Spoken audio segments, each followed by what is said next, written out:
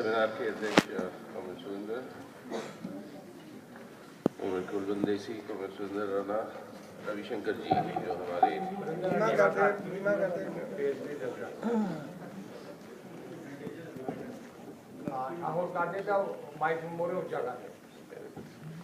ठीक है। हाँ जी।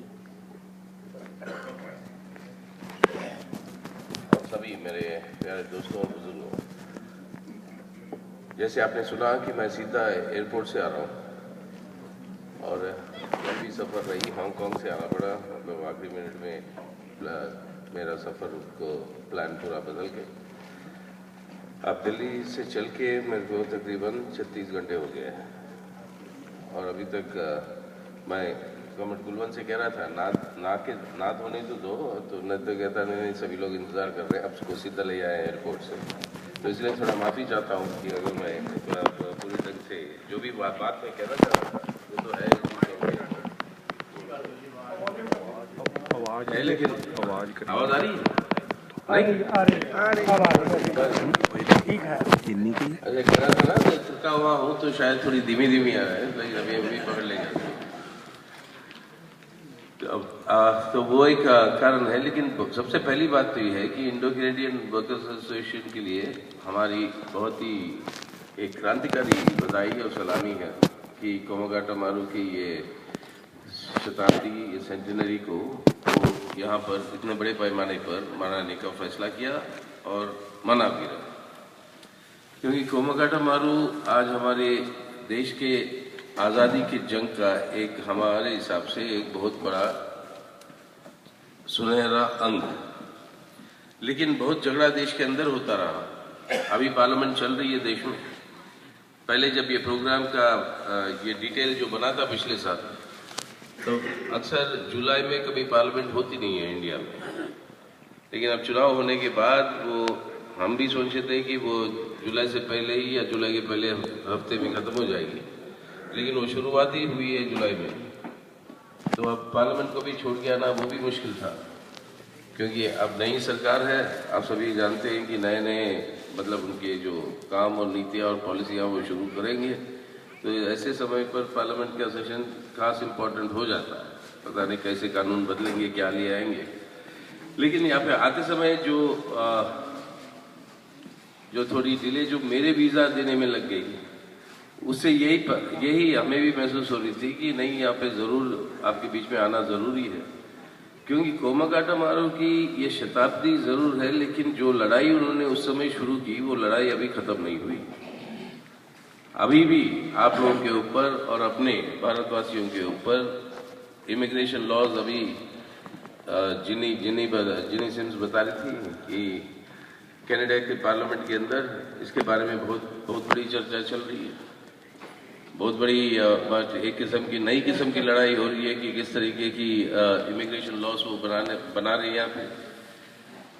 और कोमागाटा मारू की अगर एसेंस अगर आप देखें, सारांश अगर आप देखें, तो वो इसी बात पे थी। अभी कॉमरेड कुलवंदेसी ने बताया आपको उसके इतिहास के बारे में कि जब नए पाबंदियां कनाडा की सरकार लगा दी थी उस समय 100 साल पहले, तो उन पाबंदियों से बाहर निकलने के लिए एक जापानी एक जहाज को कोमागाटा मारू उसको चार्टर करके एक आपके बिजनेसमैन पंजाब के अमृतसर के रहने वाले गुरदीप सिंह, उन्होंने उसको चार्टर करके वहां से सीधा यहाँ पे भेजा और 23 मई को यहाँ पे पहुंची वैंकूवर। 23 जुलाई तक वहाँ के कोमागाटा मारू के जो पैसेंजर्स थे उनको उतरने नहीं दिया। ये सब इतिहास आप जानते हैं, एक मेमोरियल भी लगा हुआ है और खालसा दीवान सोसाइटी के लोग किस तरीके से मदद की है। लेकिन अब इसको हमारे देश की आज़ादी का एक अंग मानने के लिए एक बहुत बड़ा संघर्ष आज अपने मुल्क में चल रहा है।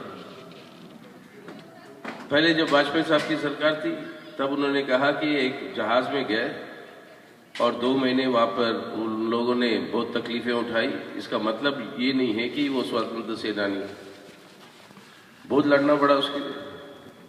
ये मैं बता रहा हूँ 2003 की बात, 10 साल मतलब उसके बारे में मतलब काफ़ी संघर्ष करना पड़ा देश में।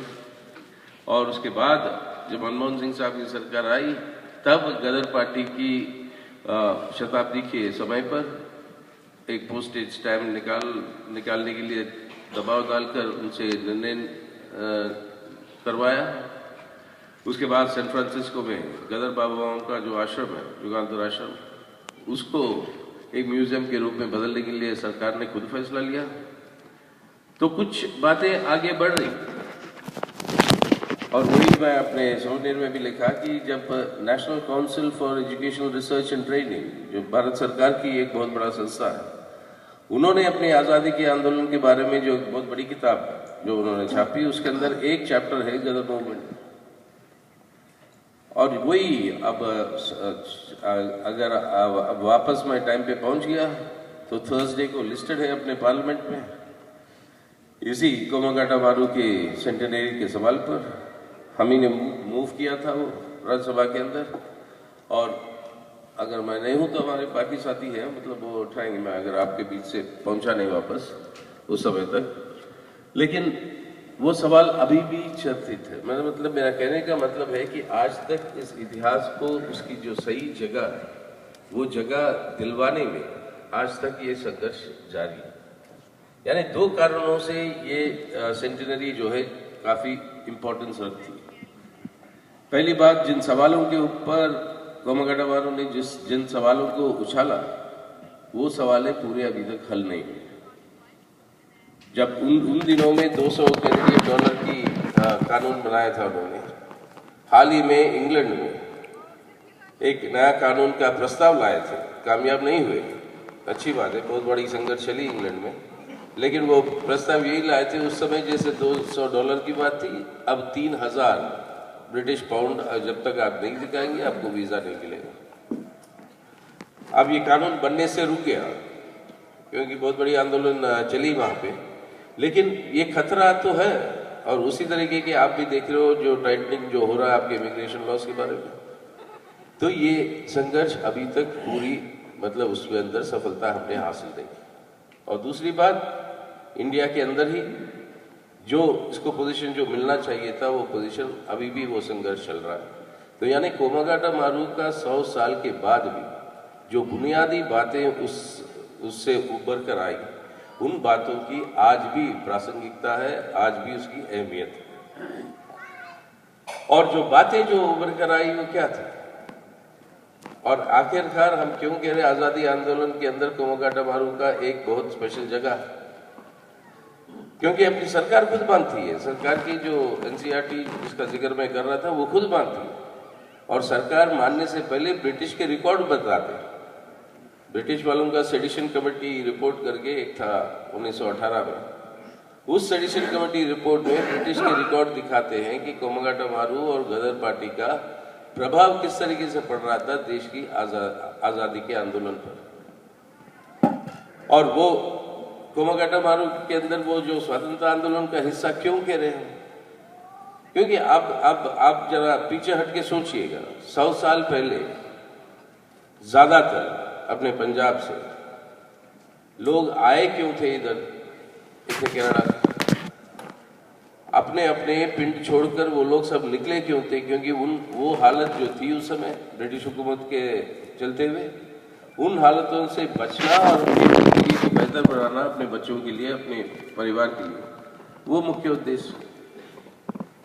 तो वो कोई आजादी की भावना से नहीं निकले थे इंडिया से, लेकिन यहां पर आने के बाद वो आजादी का भावना कैसे पैदा हुआ, और ये हम समझते हैं सबसे बड़ी प्रेरणा की बात है।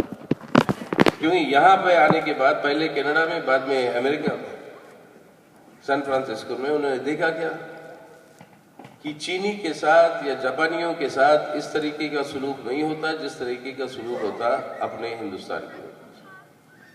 और इसको देखते हुए वो एक सही नतीजे पे पहुंचे, क्योंकि हम एक गुलाम देश है, उस गुलामी से जब तक हम मुक्ति नहीं पाएंगे तो हमारा इज्जत दुनिया में कहीं नहीं होगा। तो गुलामी से आजादी पाने की भावना जो है, सबसे पहली बार अगर ये बात उठी, पिछले साल भी मैं बता रहा था ये बात, लेकिन ये अपने जहन में इस बात को उतारने की जरूरत है कि महात्मा गांधी ने पूर्ण स्वराज का नारा 1920 में दिया। देश की आज़ादी का बिगुल जो है गदर पार्टी और गदर बाबाओं ने और गोमाका टमारो से 1913-1914 में उभरा, यानी 27-26 साल। महात्मा गांधी की नारे से पहले गदर बाबाओं का ये नारा था कि जब तक हम आज़ादी हासिल नहीं करेंगे अपनी इज्जत कोई दुनिया में करेगा। और यही एक मुख्य बात है। और उसके चलते हुए आप देखिए कि सभी मुख्य बातें जो हुई है देश की आज़ादी के आंदोलन, गदर बाबाओं का नारा क्या था? पिंड वालों मामला देना बंद करो। 30 करोड़ जब उस समय की आबादी, अगर ये ब्रिटिश हुकूमत को अपना टैक्स देना बंद कर देते तो ब्रिटिश का राज नहीं चल सकता हिंदुस्तान। और वही था महात्मा गांधी की सत्याग्रह का मतलब। नॉन कोऑपरेशन मूवमेंट का जड़ आप गदर बाबाओं के पास उनकी इस स्लोगन से देखें। भगत सिंह, हमें सबको पता है कि किस तरीके से बकना जी बाबा का फोटो लेकर वो प्रेरित हो रहे थे। और उन्होंने यही कहा था, उनकी जो बहादुरी जो 19 साल के उम्र पर उन्होंने जो दिखाई, उसी की प्रेरणा लेकर ये खुद फांसी पर चढ़ गए हंसते हुए। और भगत सिंह ने अपने पिताजी को, वो जब कह रहे थे मर्सी पिटीशन देंगे ब्रिटिश वालों को, तो उन्होंने मना करके फांसी पे चढ़ा था। वही स्पिरिट को लेकर जो गदर बाबाओं से उन्होंने जो सीखा था। या आपके सुभाष चंद्र बोस, वो आईएनए का जब पूरा का पूरा स्थापना हुआ और आईएनए को जो फॉर्म किया था, उस आईएनए का जो विद्रोह का और जो अटैक करना है ब्रिटिश हुकूमत पे इंडिया के अंदर आर्मी के थ्रू, वो कॉन्सेप्ट जो है वो सबसे पहले गदर बाबाओं ने दिया था। जो वो वापस जाकर इंडिया में एक रिवोल्ट की बात उन्होंने की थी और 1915 में उन्होंने इसका फेल हो गया बेशक, लेकिन ये जो उसका उद्देश्य था वही मुख्य आधार था सुभाष चंद्र बोस की। यानी गांधी के लिए, भगत सिंह के लिए, सुभाष चंद्र बोस के लिए, इन सब के लिए अगर तरीकों की प्रेरणा अगर मिली तो वो यही इस गदर बाबाओं के और मतलब उनके संघर्षों के द्वारा, उनके लेखों के द्वारा वो मिली। और सबसे बड़ी बात आज की हिंदुस्तान के नजरिए में देखें तो कि उस समय जो सेकुलर जो एक किस्म की आंदोलन जो पैदा किया था ये गदर मूवमेंट ने, उस तरीके की सेकुलर आंदोलन मतलब उस तरीके से पैदा होना आज के दिन भी अगर हिंदुस्तान की पॉलिटिक्स अगर देखें आप, तो आज के दिन भी उससे एक बहुत बड़ा सबक है जो हम लोगों को सबको सीखना। वहां पे बरकतुल्ला हो या आपके सब गदरी बाबा पंजाब से हो या हमारे आंध्रा से रविशंकर जी, हम जो दोनों आते हैं, हम बात करते हैं तो हमारे तेलुगु में बात करते हैं जो हमारी मातृभाषा। तो अब ये हिंदुस्तान है। जब हम पैदाइशी हम है आंध्रा के, तेलुगु बोलते हैं, लेकिन पैदा हुए हैं मद्रास में, पार्लियामेंट में चुन के आए कलकत्ते से, रहते हैं 40 साल से दिल्ली में। अब तुम मुझे क्या कहोगे आप, मैं किधर का हूँ? हिंदुस्तानी के अलावा और कोई डेफिनेशन नहीं। अब ये डेफिनेशन हिंदुस्तान का आप देखेंगे गदर पार्टी और गदर मूवमेंट। पिंगले साहब हो महाराष्ट्र से, दलश्री चंचैया हो आंध्रा से, बरकतुल्ला खान साहब हो या अपने पूरे सोहन सिंह बकना वगैरह अपने जो पूरे गदर बाबा है, ये जो एक सामूहिक हिंदुस्तान का जो नक्शा था जो आंदोलन में जो पैदा हुआ, वो आज के दिन हिंदुस्तान के लिए भी एक बहुत बड़ा सबक है।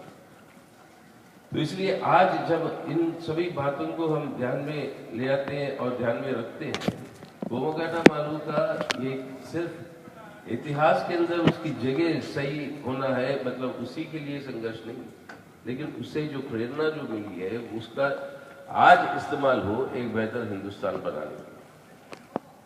अब वही बेहतर हिंदुस्तान बनाने के लिए अब झगड़े चल रहे हैं। आप लोगों को यहाँ पर आंदोलन करनी होगी कि आपके ये जो इमिग्रेशन लॉज जो अभी भी मतलब उस तरीके से नहीं सुधरे जितना आप और हम चाहते हैं सुधरे, होना हो नहीं दिया मतलब डिले हो जब हो गई